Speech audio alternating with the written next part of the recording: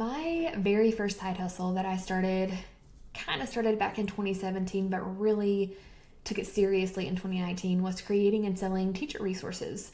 I was a full-time high school math teacher. I was already creating resources for my classroom because we didn't have textbooks. And someone in my school started a Teachers Pay Teacher store.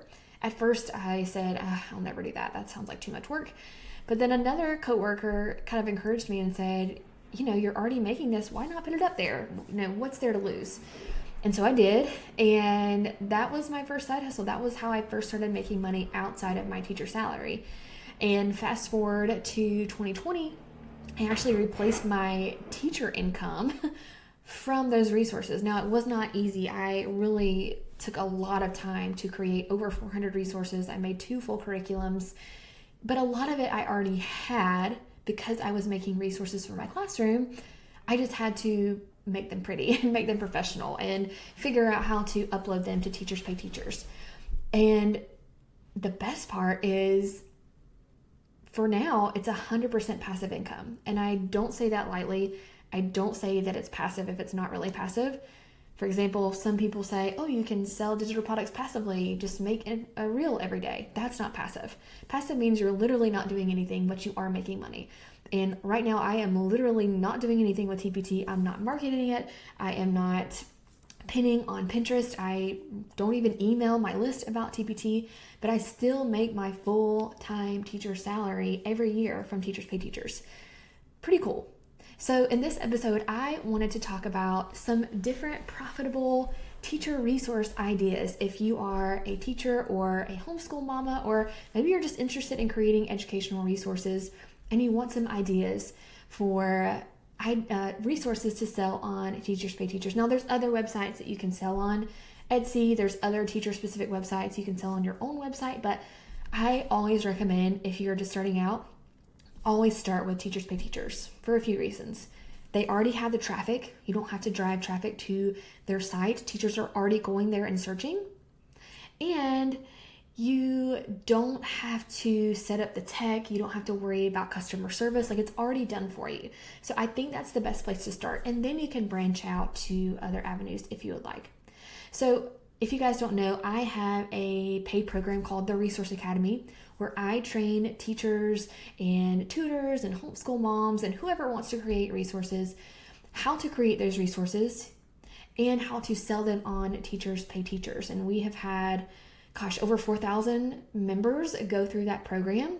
I still have that program today. We are actually about to host a free challenge if you are interested in getting started with creating teacher resources and selling them on TPT. You can sign up for that at lindsaybowden.com/challenge. That's lindsaybowden.com/challenge. It starts September 20th, so you want to make sure you go ahead and sign up for that.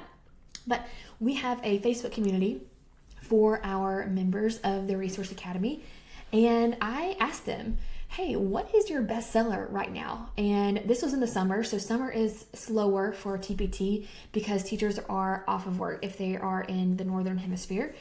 TPT, by the way, is international. So if you're Australia, Canadian, anywhere, I won't say anywhere. I think there are some restrictions depending on the country, but typically if you're listening to me and you speak English, you probably can sell on Teachers Pay Teachers.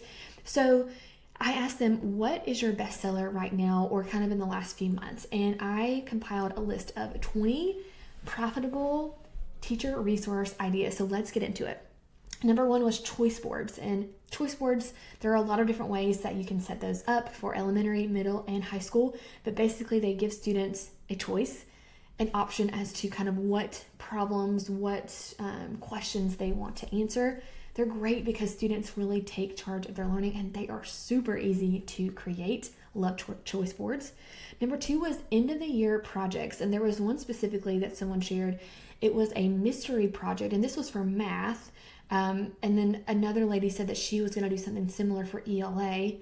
By the way, my program, the Resource Academy, is for any grade level and any subject area because you know your content, but it's just putting that subject knowledge content into different types of resources.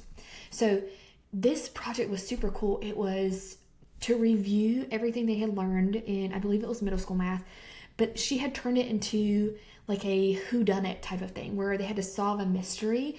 And as they went through the problems, they solved this. Anyway, it was super cool. Like just the most creative thing ever. So of course, huge top seller. Number 3, clip art.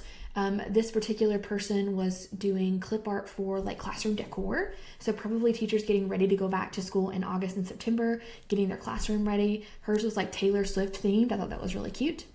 Number 4 was an editable pacing guide. So again, teachers going back to school, they're planning out what they're going to teach for the year. They can go in there and edit. Number 5 was test and test reviews. So this was probably from back at the end of the school year. That was her bestseller, was those tests for the end of the year and kind of study guides. Number 6, communication with parents. So she shared in particular a snack calendar, which I had to ask what that was. So for like elementary or preschool, like parents could sign up to bring snacks for the day. Like how simple is that? And you're probably thinking, well, can a teacher just make that? Sure they can, but you are saving them time. If you can save someone time and they don't have to do that, they are going to buy it. Teachers are busy. They already have 1,000 things on their plate. You know that if you're a teacher. And if someone can take something off your plate by creating a resource, even if it's super simple, they're going to buy it. So hopefully that encourages you.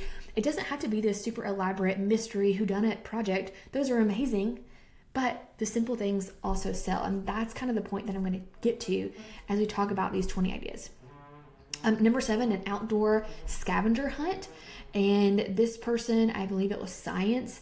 They were taking pictures of different things outdoors and finding different, things that they had learned throughout the year and making a scavenger hunt out of that. Number 8, error analysis form for tests. And this again was a super easy form that the teacher could just print out and give to students after a test, and they could analyze the errors that they made and then correct them.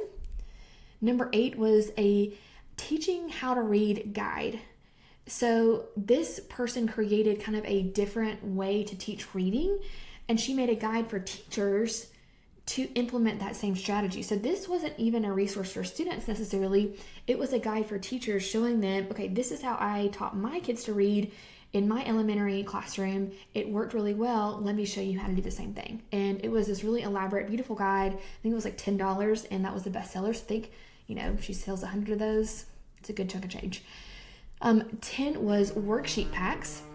These were super simple worksheets to just review different types of, it could be math facts or vocabulary.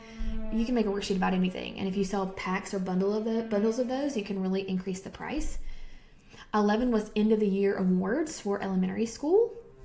Love that. They were super creative. They had cute clip art, nice fonts, nice to be printed out and given to the student or the parent.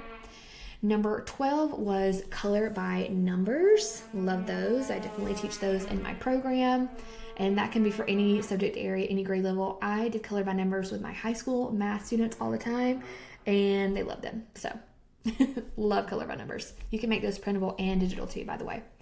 Number 13 was review task cards with content from whatever they were supposed to learn the previous year. So this would be great for like the first week of school. The teacher can kind of assess where they are, but it doesn't have to be like a pre-test and they just sit there and take a test. Boring. It was task cards where they're up around the room and, answering questions from what they should have learned the previous year so that the teacher has a good idea of where they need to start. 14 was mazes. Again, mazes can be printable and digital. I also teach those in my program. Love mazes because they're super easy to create, especially if you have a template. 15 was task cards, so just like generic task cards. She said all of her task cards are doing well, and those are probably one of the easiest to create. You just take a paper, divide it into 4, put 4 problems on there, you're done. 16, notes and worksheets. That's actually my bestseller. So I created tons of notes and worksheets because we didn't have textbooks. These are like guided fill-in-the-blank notes for math with practice problems and then worksheets to go with those. And those sell like hotcakes. And they are not super creative, not like fun, engaging, whatever, but teachers need guided notes, especially like pencil and paper notes, because everything is going digital now, but especially if you're a math teacher, like kids need to write. So my notes and worksheets sell really, really well. 17, posters and anchor charts. So again, as teachers are going back to school, they are, making stuff for their classroom, they're decorating their classroom, they need those posters and anchor charts. And by the way, it's still back to school season right now. There are still schools that are going back in now. So creating some of these back to school resources are still a great idea. And a lot of these are also kind of end of the year ideas. So you can create them now so that they're ready to go by the end of the year. But as soon as you create them, go ahead and post them. You don't have to wait until, the season that they're going to sell. 19 are graphic organizers. These were ELA organizers for different topics, and it was just one sheet of paper with everything really organized on there that students could print out and keep in their notebook, or maybe the teacher could laminate them, just to kind of keep ideas organized for students. And again, this is something that a teacher could easily draw out or create themselves, but you're saving them that time. And then 20 was full curriculums or full units. So as we go into back to school, a lot of teachers need full curriculums or full units. Those obviously take a little longer to create, but the cool thing is if you start now and you just create things that you need for your classroom, you can slowly start building that full curriculum, but you don't have to wait to post the full curriculum. What I did is I was creating my Algebra 1 and my geometry curriculum is every time I would create, a set of notes and worksheets or a task card activity or a study guide, I would post those individually so that I could still make sales. And then I would bundle them as units as the unit was done. Then once all the units were done, I bundled all of those as a curriculum. So I have all these bundles that are making me the big bucks, but I'm also selling all of these individual resources as well. So those are 20 ideas just to get you started with creating teacher resources. There are so many other types of teacher resources that you can create. I teach so many more in my program, the Resource Academy. So make sure that you check out my free challenge coming up very soon. I'm going to teach you how to create a resource and how to successfully sell it on Teachers Pay Teachers. We always have thousands of teachers join us in this free challenge. So you can head to lindsaybowden.com/challenge and I'll see you there.